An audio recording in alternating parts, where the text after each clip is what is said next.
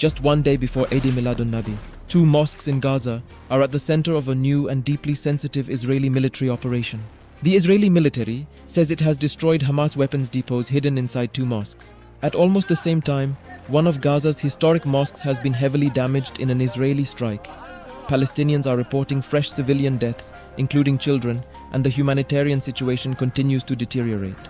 And all of this is unfolding as Muslims around the world prepare to mark the birth anniversary of Prophet Muhammad. So what exactly happened? And why has the mosque issue suddenly become such a major flashpoint? Let's begin with the Israeli military's claim. The IDF says it carried out strikes in the Shati and Deir al-Bala areas of Gaza and destroyed two Hamas weapons storage facilities located inside mosques. According to the Israeli military, the sites contained dozens of Kalashnikov rifles, magazines, and other military equipment. The IDF says the weapons were being concealed inside the religious buildings and argues that Hamas was using civilian infrastructure for military purposes. Israel says that constitutes a violation of international law.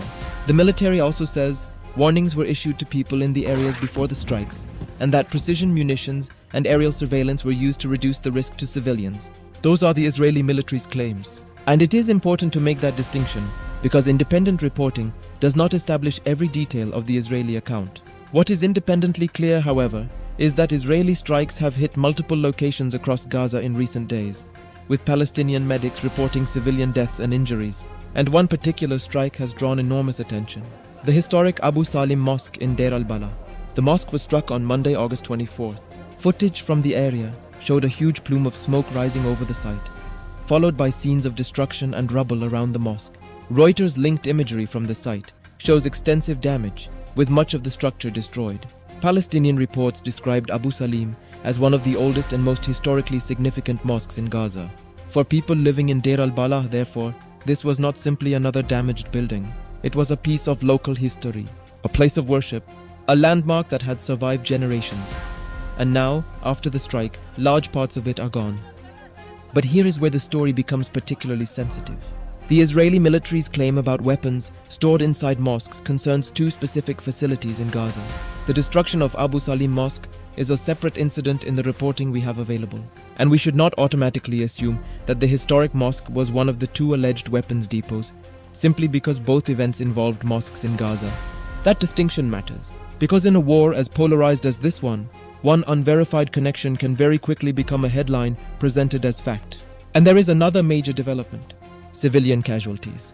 Reuters reported that a 4-year-old boy and another Palestinian were killed in separate Israeli strikes, one on a house in the Bureij refugee camp and another on a road in Khan Yunis, according to medics. Earlier on Monday, another strike in Deir al-Bala killed one person and wounded another, according to medics.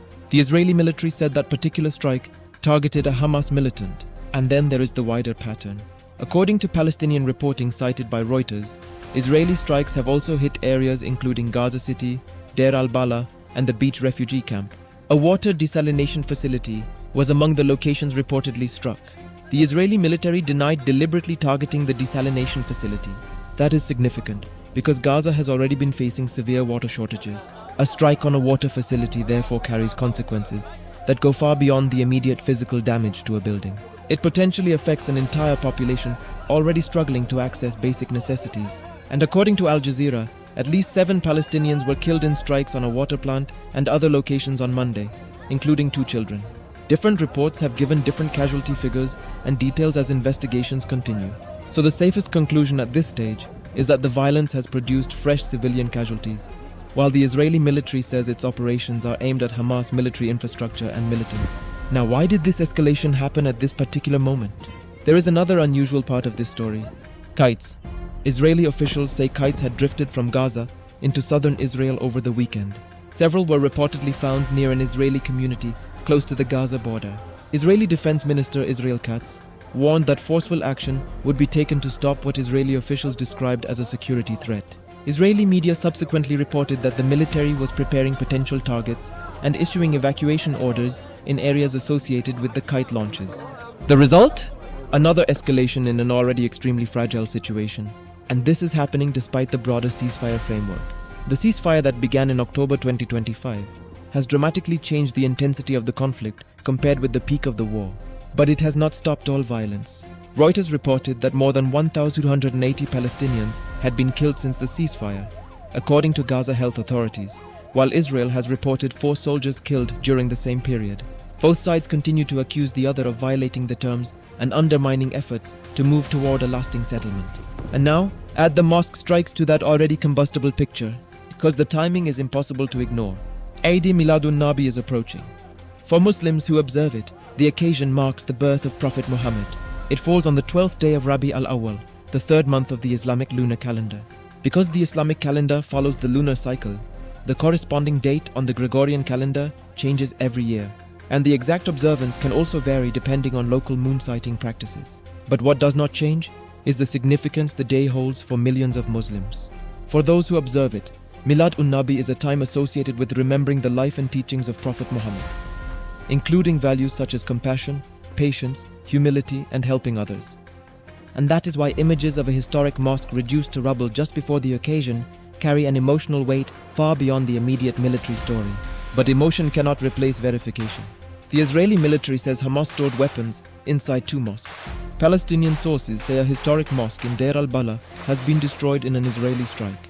Reuters has independently reported civilian deaths, including children, from separate Israeli strikes. And Israel says its military operations are directed against Hamas militants and infrastructure, not civilians. These claims now sit side by side. The central question is whether the alleged weapons depots were indeed located inside the mosque struck, and if so, what military activity was taking place there. The IDF says the weapons were there, but the available reporting does not independently establish every element of that claim. And that distinction is particularly important under international humanitarian law, where the presence of military assets in or near civilian structures does not simply erase the protections afforded to civilians. At the same time, civilian infrastructure does not become automatically immune from attack if it is genuinely being used for military purposes. The legality of any individual strike depends on the circumstances, including the military objective, precautions taken, proportionality, and the expected harm to civilians. That is why each incident has to be examined separately. And Gaza right now presents an extraordinarily difficult environment for doing exactly that. People are being displaced, entire neighborhoods are being evacuated, buildings are being destroyed, basic infrastructure is under enormous pressure, and journalists and investigators face severe restrictions in accessing many strike sites. So what we are left with is a rapidly developing picture. 2 alleged Hamas weapons depots inside mosques destroyed by the IDF. A historic mosque in Deir al-Balah heavily damaged. A water desalination facility reportedly struck, with Israel denying it was deliberately targeted. Fresh Palestinian civilian casualties, including children. Israeli officials threatening stronger action after the kite incidents. And all of this unfolding immediately before one of the most important dates in the Islamic calendar. For Gaza's civilians, the timing adds another layer to an already devastating reality. For Israel, the military says it is continuing operations to prevent Hamas from rebuilding its capabilities and attacking Israeli troops and civilians. For Palestinians, every new strike means another building destroyed, another family displaced, and potentially another civilian life lost. And for the outside world, the question remains the same. Can this fragile ceasefire framework survive when violence continues on the ground? Because the mosque strikes are not happening in isolation. They are another sign that, despite diplomatic efforts and a formal ceasefire framework, the conflict remains dangerously unstable.